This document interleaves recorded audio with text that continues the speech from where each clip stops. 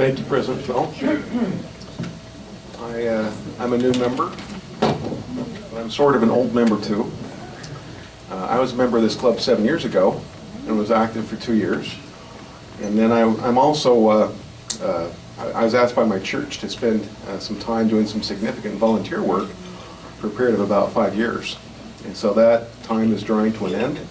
And so I've re-upped my Rotary membership. I was born in Provo, Utah. My parents were born in Utah.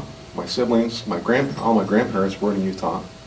My great-great-grandfather was named Henry Bailey Jacobs, and he was born in New York. He moved to Illinois. He joined the LDS Church, married my great-great-grandmother, and came west with the Mormon migration in the 1840s. All the Latter-day Saints stopped in Salt Lake, and he kept going. He came to California, and as a young boy, all my father could ever tell me was that he came to California, but nobody knew where. So I grew up with that name. My father had his violin. I knew he came to California, and that was about it. I'll talk more about him in a few minutes. I attended high school in Provo, where I was active on the debate team and really enjoyed debating and impromptu speaking.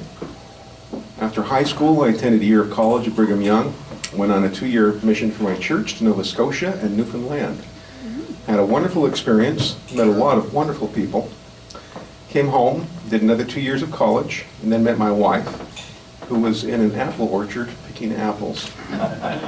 She was from Livermore, which was a place I had never heard of before.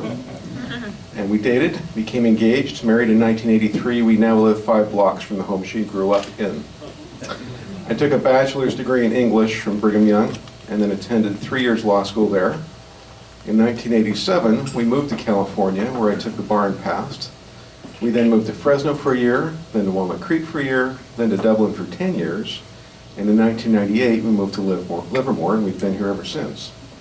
I've had my own law practice since 1995, and for the past 25 years, I've been doing real estate, business, and construction law, litigation, and transactions. I enjoy my work. It's always interesting. Every day is different. Sometimes it's hard to believe the problems that people get into, but it's my job to help them get out of them, and I enjoy doing it. I have 4 children, 3 daughters and a son. My 2 oldest daughters are married. My son got married a month ago. He wants to go to law school. My wife is a writer, though I doubt anybody here except me has read anything she's written, but it's very good. I've had a lot of different jobs in my life. In middle school, my mother suggested that I take a night class in small engine repair at the local technical school, which I did. I was exceptionally proud of the 2 A's I got for my 2 course semesters there at the technical school. And then I set up my own small engine repair business. So I've had the following jobs: small engine mechanic, swimming pool construction for Earl Adams Tile and Coping in Pleasanton, statistical typist, word processor at Pacific Bell in San Ramon. I've worked as a reading skills tutor. I was a waiter at Cache Creek Station Restaurant in Jackson Hole, Wyoming. I was a golf course landscaper. I drove a 10-wheel dump truck while working for an excavating company. I worked as a rough carpenter framing apartment buildings. I worked as a hod carrier for a brick mason. I did fuller brush door-to-door sales. I worked as a strolling musician at restaurants playing the accordion.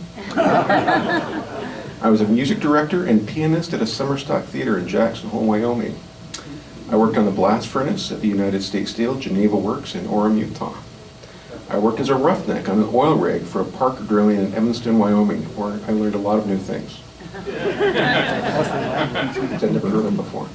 I worked as a congressional intern for Congressman James V. Hansen on Capitol Hill in Washington, D.C.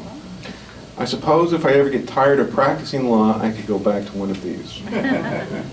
Limited time won't allow me to tell about the legal cases I've handled, but here's a brief sampling. I helped a restaurant owner buy 12 separate restaurants and then helped him sell them again a few years later. I helped a businessman buy a business that maintains and repairs commercial and military jet aircraft parts and then helped him sell the same business 10 years later. I've helped people buy a lot of real estate. I've helped people sell real estate. I've reviewed a lot of real estate leases, and I've solved a lot of real estate problems. Defended brokers in licensed disciplinary proceedings. I helped a disabled man stop the unjust sale of his home, and truly it was unjust. I've counseled hundreds of homeowners and business owners about foreclosure. I've helped clients buy businesses. I've helped them sell businesses. I formed limited liability companies and wound up a corporation. Prepared minutes of meetings for boards of directors, revised bylaws, drafted corporate documents, handled lawsuits against national banks. I've spoken on a radio talk show. I've spoken to the Appraisal Institute. I've spoken at many realtor meetings, spoken to civic groups, and I served as a temporary Superior Court judge. I'm nearly done. I'm going to end with a story. My great-great-grandfather, Henry Bailey Jacobs, when he came to California, I never knew where he ended up, only that he was here. But a couple of years ago, I ran into a shirt-tail relative who I'd never known before, and he handed me a sheaf of papers, and I read them. And I found out that my great-great-aunt, who was my great-great-grandfather's sister, settled in Ogden when all the Mormons came west. And that's where all the IRS tax forms go to. That's the big tax center. She settled up there, and one night her husband heard someone out rustling corn. He fired a shot in the air, but he aimed too low, and he hit the person that was rustling or stealing their corn. Turned out it was a local Indian chief. He knew there would be trouble with the Indians. He hightailed it out of there and left my great-great-aunt alone. She wrote to her husband, or wrote to her brother, my great-great-grandfather, somewhere in California, and he went back to Ogden and retrieved her and brought her out to California.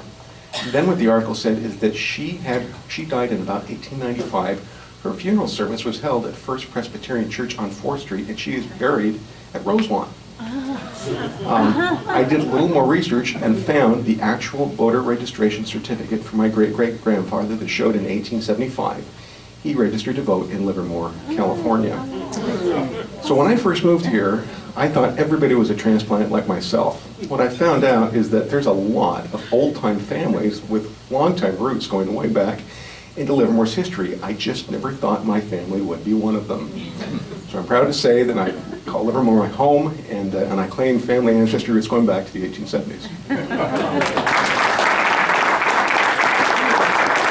Thank you, Bob.